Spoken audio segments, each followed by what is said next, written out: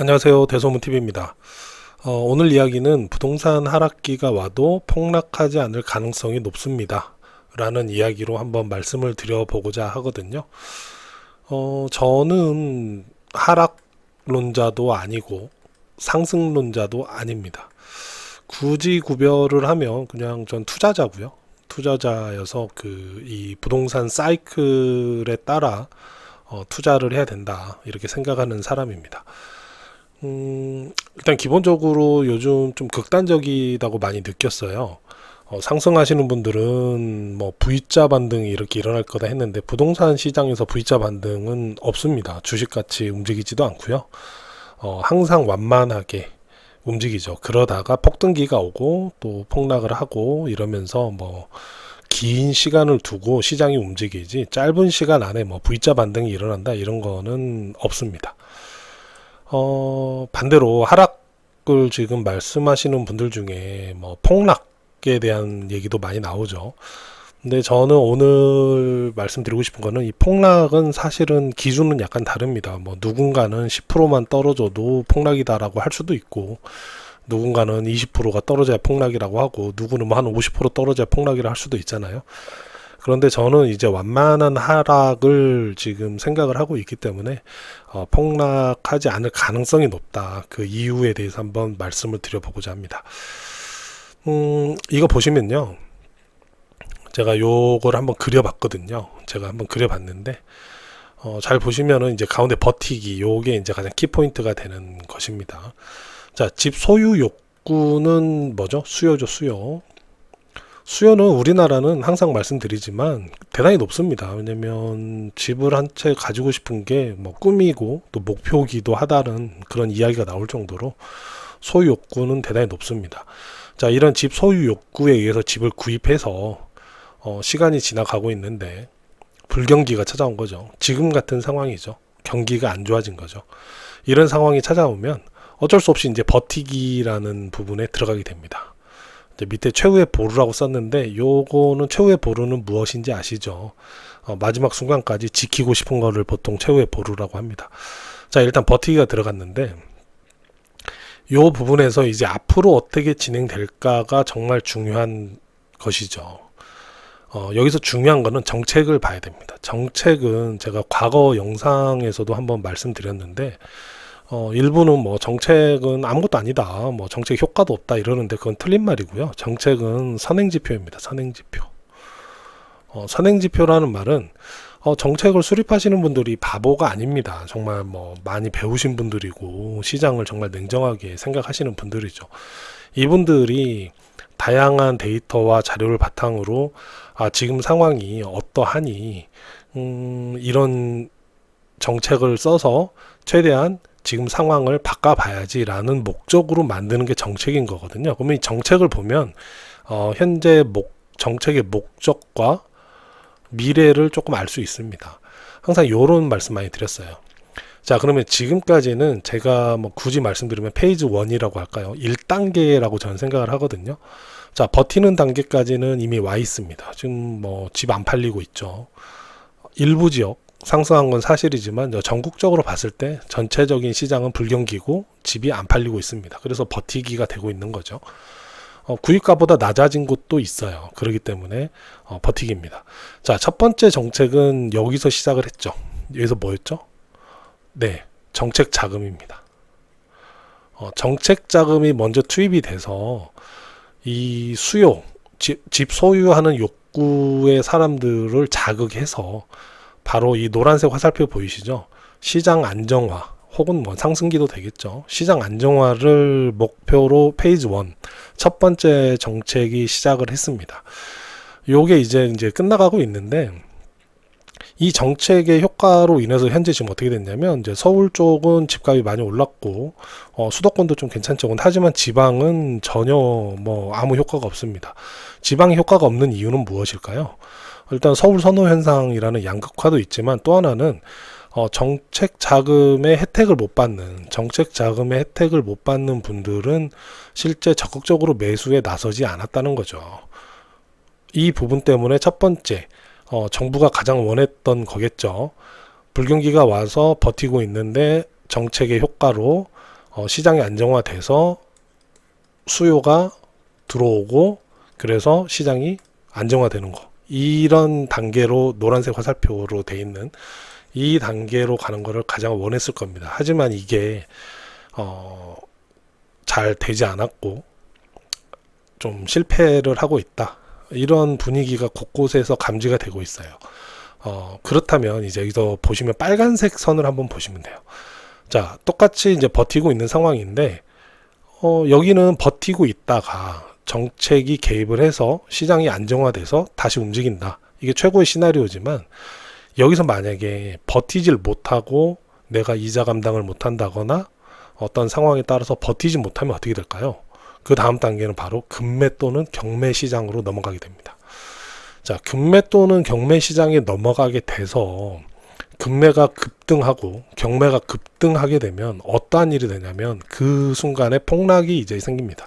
왜 폭락이 생기냐면 처음에 급매가 막 나올 때는 싸네 이러고 일부 받아주겠죠. 근데 그 급매 물량이 계속 많아진다.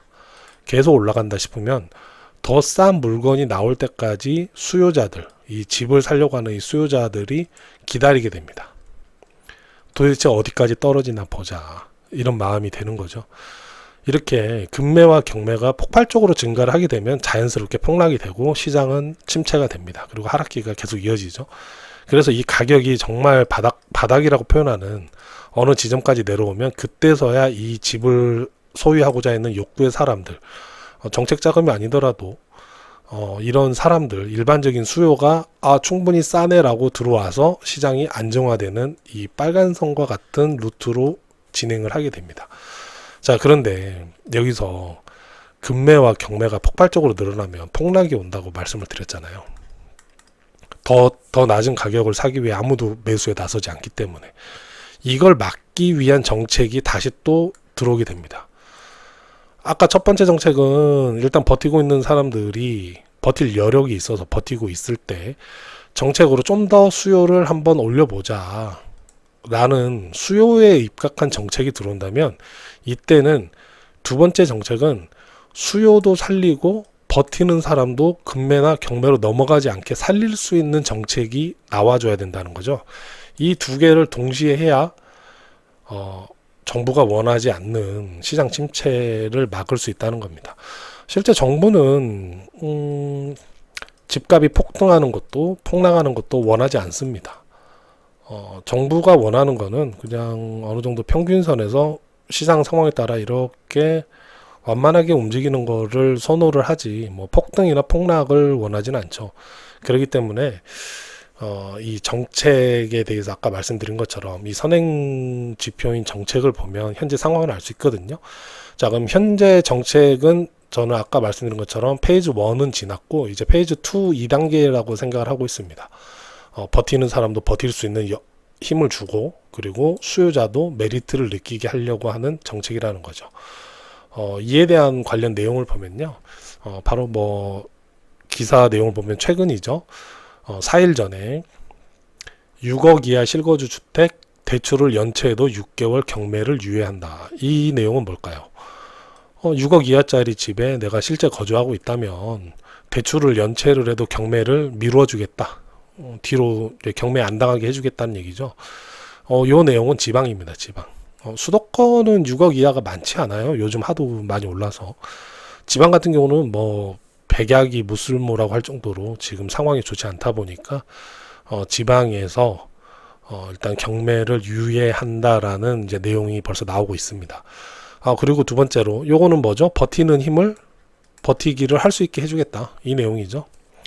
그리고 요즘 보면은 이제 또 다른 내용으로 보면 다주택자 세금 부담을 완화하고 뭐 결혼 후에 2주택이 됐어도 뭐 집 한 채씩 갖고 있는 분이 결혼을 해서 2주택이 돼도 10년 내에 팔면 양도세를 안 물리겠다. 뭐 이렇게 하고 부동산 규제도 완화하겠다. 뭐 이런 기사들이 계속 나오고 있습니다. 뭐 대구에서는 DSR 완화까지도 한다. 뭐 이런 얘기도 나오죠. 이쪽은 뭘까요? 수요입니다. 수요. 자, 근데 수요를 올리기 위해서 수요는 크게 이제 실수요와 가수요라고 표현해야 될까요? 이렇게 표현되는데, 실수요는 이제 1주택자라고 우리가 생각을 해 보시고, 가수요는 투자자들 이어서 다주택자라고 생각을 해 보시면, 실제 이런 내용들이 무슨 내용이냐면 다주택을 위한 내용이 많습니다. 이유가 여력이죠. 경제적 여력에 따라서 다주택자들, 자산가들이 수요에 참여를 해야 시장이 빨리 이제 안정화를 접어들 수 있다. 이런 생각의 정책이 이렇게 나오죠. 그런데 중요한 거는 이 다주택자나 자산가들이 무조건 뭐 이런 정책이 나온다고 해서 구입하지 않습니다. 이분들은 여유가 있어요. 자산이 있기 때문에. 여유가 있는 상황에서 최대한 자기가 이익이 되고 최대한 메리트가 느껴지는 가격이 돼야 매수에 나서기 시작한다는 거죠. 그렇기 때문에 이런 정책이 나오고 나면 약간의 시간이 걸립니다. 우리가 지난 폭등장에서도 계속 규제가 나왔지만 뭐 백약이 무쓸모다라고 할 정도로 규제 나오면 올라가고 규제 나오면 올라가고 계속 반복이었습니다. 하지만 어느 시점에 트리거가 돼서 이 규제가 효과를 발휘하면서 집값이 떨어지게 되죠. 마찬가지로 완화를 하면 하자마자 바로 시장에 효과가 나오는 게 아니고 약간의 텀을 두고 좀 더 시간이 지난 후에 이 완화의 효과로 인해서 집값이 이제 올라가는, 시장이 안정화되는 그런 상황이 발생을 합니다. 오늘 내용은 한번 간단히 정리를 해보면요. 기본적으로 집은 최후의 보루로 우리가 생각을 하기 때문에 어떻게든 지키려고 합니다. 그러다 보니까 우리가 이제 이자를 내고 집이 경매라든가 이런 게 넘어가는 걸 막기 위해서 이자를 내고 최대한 버티죠. 소비를 줄이면서까지 최대한 버팁니다. 이게 안 됐을 때 이제 경매나 금매로 가게 되는 거죠. 기본적으로 이런 마인드를 우리나라 사람들은 가지고 있어요. 그렇기 때문에 죄송합니다. 집값이 폭락하는 상황을 어느 정도 막아주는 거죠. 그리고 두 번째로 현재 정부의 이제 정책을 보면은 이제 뭐 상속세, 종부세, 양도세, 취득세, 경매 유예 등 이제 이런 것들에 대한 완화시킬 가능성이 대단히 높아지고 있습니다. 아까 말씀드렸던 것처럼 페이지 2, 두 번째 단계로서 이제 폭락을 막고 시장 침체를 막기 위해서 자산가들이 시장을 참여할 수 있게, 뭐 다 이게 보면은 종부세, 뭐 여러 가지 비싼 아파트를 갖고 있거나 여러 이제 다주택자에 해당되는 게 많죠. 양도세, 1주택 가지신 분들은 실제 양도세에 그렇게 신경을 안 씁니다. 왜냐면 2년 비과세가 있기 때문에. 그런데 이제 양도세는 이제 다주택자분들이 많이 신경을 쓰죠. 취득세, 이게 취득세는 지금 얘기는 안 나오지만 과거 사례 보면 또 나오거든요. 취득세 한시적 뭐 할인이라든가 좀 이런 내용이 나오고요. 경매 유예는 벌써 얘기 나오고 있죠. 경매 시장으로 들어가는 걸 최대한 막아보겠다라는. 상속세는 무엇이냐면 자산가들이 니들이 이제 자녀에게 재산을 물려줄 때 집 사서 집 넘겨줘라, 이제 이런 내용입니다. 실제 생각을 해보면 물론 기업체분들이라든가 뭐 주식회사라든가 이런 부분에 대한 이야기가 많이 나오고 있고 표면적으로는 그렇게 얘기하지만 실제적으로 이제 자산을 가지신 분들이 이제 이 상속 할 때 집으로 넘겨줘라, 집 사서, 이런 것도 대단히 많이 이제 내포되어 있다는 거죠. 다만 이제 이런 부분은 우리나라 국가나 이제 해외 경제 상황이죠. 경제 상황, 그리고 발전 또는 이제 상황에 따라서 이제 시장은 급변할 수 있습니다. 뭐 우리는 잘 가고 있는데 유럽이나 미국에서 무슨 일 생기면, 뭐 가까운 중국이 생겨도 휘청하니까요. 이런 부분까지 예상은 할 수 없겠죠.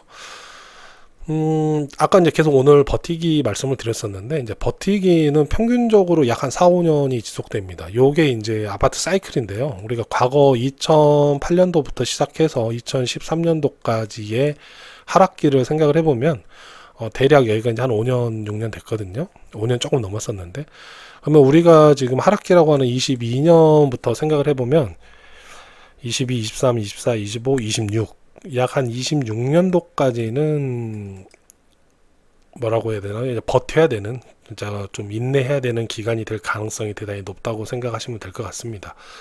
물론 그렇다고 해서 이제 2027년에 이제 집을 사는 게 최고의 베스트다, 이건 아닙니다. 집값의 하락이라는 거는 요런 게 되거든요. 요런 식으로 그래프를 그리면 요런 느낌입니다. 무슨 말씀이냐면 초반에는 좀 급격히 빠집니다. 이유가 뭐냐면 초반에는 이제 정말 영끌하신 분들이나 버틸 수 없는 분들이 일단 던지게 되거든요. 그리고 이 중간에 이제 정책이 나오고 또 어느 정도 이제 버틸 수 있는 분들이 남기 시작하면 이 가격이 점점 완만해지면서 이렇게 갑니다.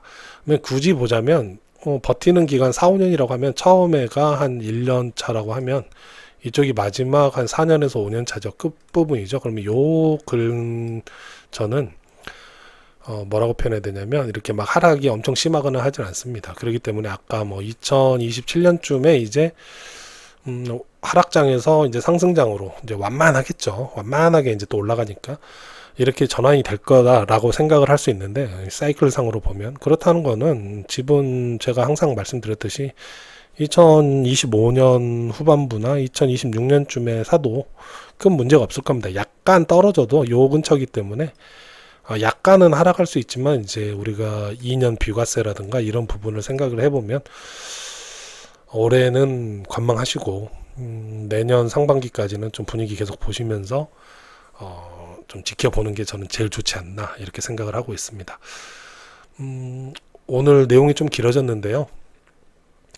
듣고 좀 도움이 되셨으면 구독과 좋아요 부탁드리겠습니다. 감사합니다.